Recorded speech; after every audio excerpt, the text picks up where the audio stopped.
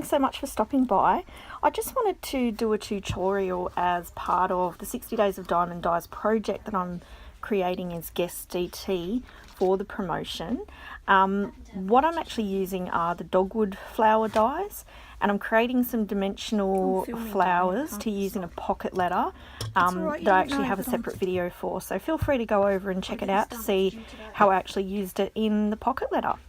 So what I've done is cut out 2 of each of the size. There's 4 sizes of the dogwood flowers and they're just so cute.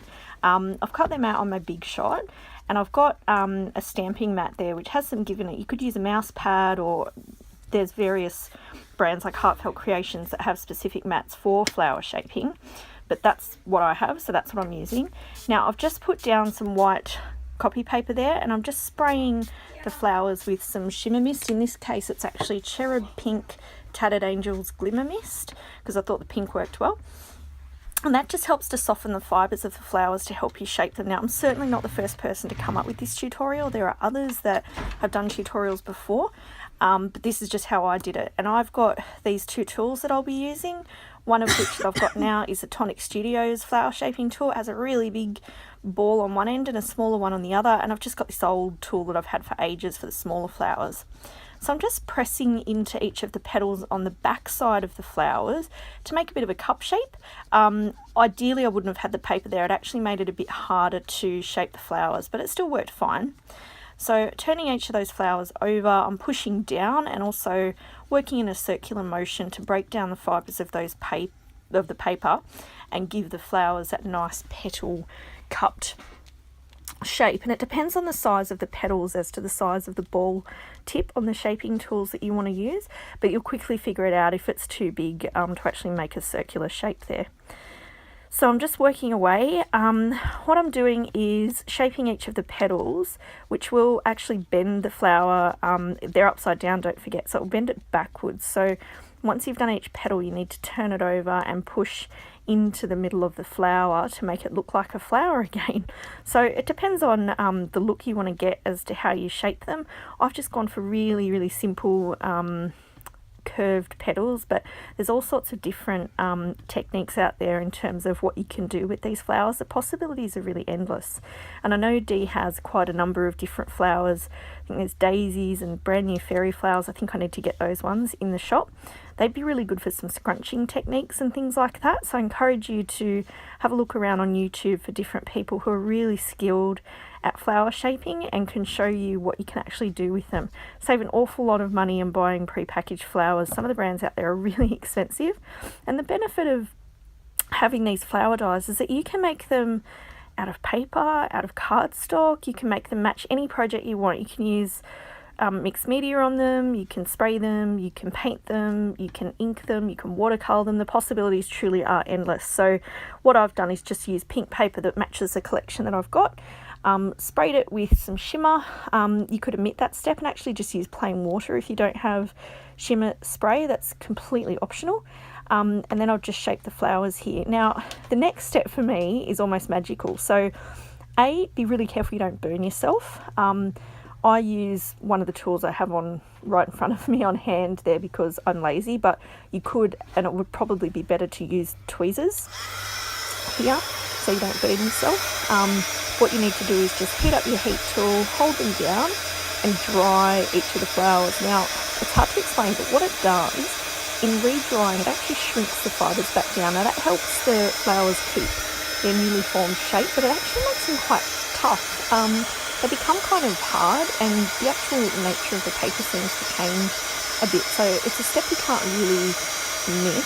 I think if you left them to dry naturally, they'd sort of flatten out again over time. So I think it's really important to use your heat tool to make sure that the flowers retain their shape, and all your hard work hasn't been for nothing. So highly recommend that. I'm not sure if you could use a hairdryer or not. I've always just used a heat tool, so recommend you getting one if you don't have one. They're really useful. Now, what I did do on one of the flowers was hold my heat tool there a little bit too long and slightly scorched one of the petals there. I think it might be this next one coming up.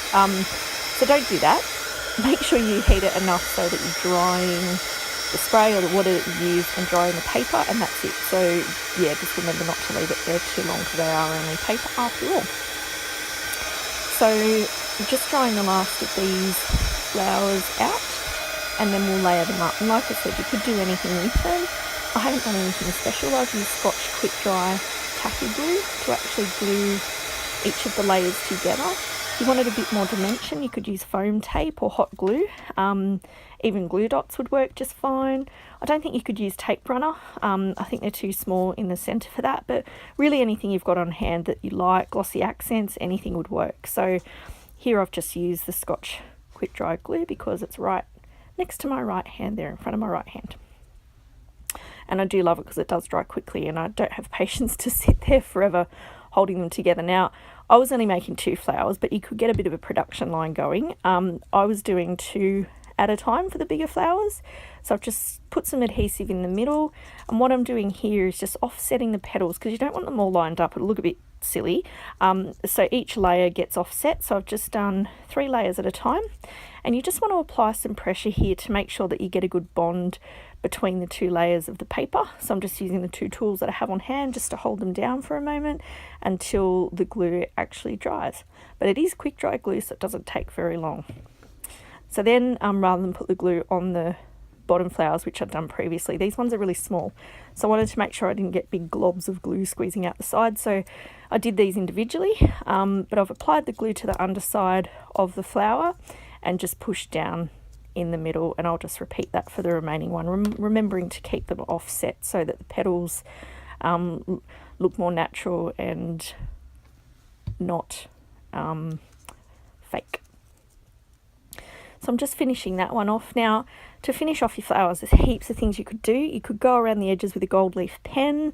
You could go around them with Wink of Stella. Because I've already got the shimmer on there, I haven't done an awful lot, except just go around the edges slightly with a little bit of ink. Now, I wanted to put something in the middle, but because that middle flower is so teeny tiny, I thought I'd just use my Nuvo crystal drops. They're the glitter ones, just to give a little something to denote the center of the flower. So I've just squeezed a tiny amount in there, but you could use bling, gems, a pearl.